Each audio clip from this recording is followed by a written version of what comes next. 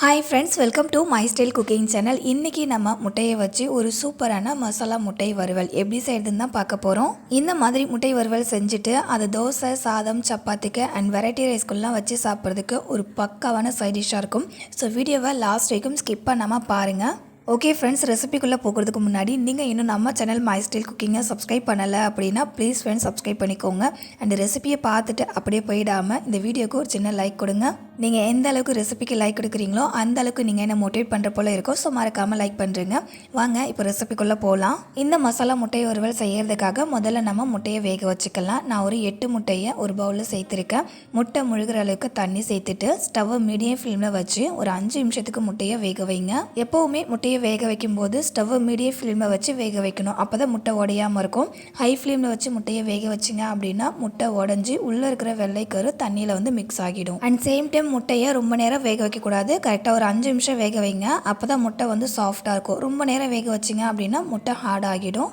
முட்டையை வேக வச்சதுக்கு அப்புறமா முட்டை மேலே இருக்கிற அந்த ஓடை எடுத்துட்டு இப்போ முட்டையை இந்த மாதிரி கீரல் போட்டு உள்ளே இருக்கிற அந்த மஞ்சள் கருவை முழுசாக எடுத்துக்கோங்க. மேலே இருக்கிற அந்த வெள்ளை முட்டையை கட் பண்ணிக்கோங்க. இந்த மாதிரி நான் முட்டையை இந்த மாதிரி நீளமாக கட் பண்ணியிருக்கேன். இதுக்கு பதிலாக நீங்கள் சின்ன சின்னதாக கட் பண்ணணும் அப்படின்னா கூட கட் பண்ணிக்கலாம். பட் மஞ்சள் முட்டையை கட் பண்ணக்கூடாது, முழுசாக தான் இருக்கணும். இப்போ இது அப்படியே இருக்கட்டும். அடுத்தது ஸ்டவ் ஆன் பண்ணிவிட்டு ஒரு வானல் வச்சுக்கோங்க. அதில் 3 டேபிள் ஸ்பூன் எண்ணெய் சேர்த்துக்கோங்க.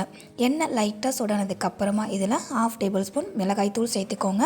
1/2 டேபிள் ஸ்பூன் உப்பு சேர்த்துட்டு ஒரு நிமிஷம் போல் மிக்ஸ் பண்ணி விடுங்க. 1 நிமிஷத்துக்கு மிக்ஸ் பண்ணி விட்டதுக்கு அப்புறமா நம்ம கட் பண்ணி வச்சுருக்க வெள்ளை முட்டையை மட்டும் இந்த மசாலா கூட சேர்த்துக்கலாம். மஞ்சள் முட்டையை சேர்க்க வேண்டாம். வெள்ளை முட்டை எல்லாத்தையுமே சேர்த்ததுக்கு அப்புறமா இப்போ இதை ஒரு 2லேருந்து 3 நிமிஷத்துக்கு அப்படியே ஃப்ரை பண்ணிக்கலாம்.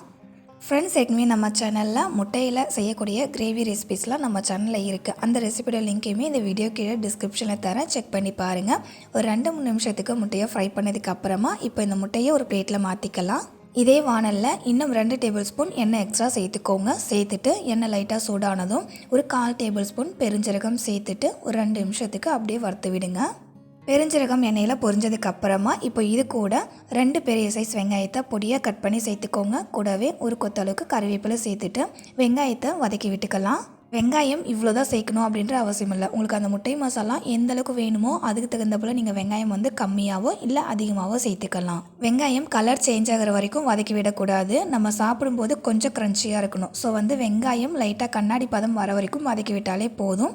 பாருங்கள், இந்த மாதிரி. அடுத்து இந்த வெங்காயத்து கூட ஒரு பெரிய சைஸ் தக்காளியை பொடியாக கட் பண்ணி சேர்த்துக்கோங்க. கூடவே 1/2 டேபிள் ஸ்பூன் இஞ்சி பூண்டு பேஸ்ட்டு சேர்த்துட்டு தக்காளி நல்லா குழஞ்சி வதங்கி வரணும். அண்ட் சேம் டைம் இஞ்சி பூண்டோடைய பச்சை வாசனை போகணும். அது வரைக்கும் வதக்கி விடுங்க.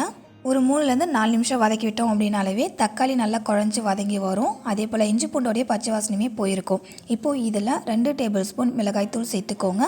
3/4 table spoon garam masala and இந்த மசாலாவுக்கு தேவையான அளவுக்கு உப்பு சேர்த்துக்கோங்க. சேர்த்துட்டு நல்லா ஒரு டைம் மிக்ஸ் பண்ணி விடுங்க. இப்போது நம்ம சேர்த்துக்கிட்ட மிளகாத்தூள் கரம் மசாலாவுடைய பச்சை வாசனை போகணும். அது வரைக்கும் வதக்கி விட்டுக்கலாம்.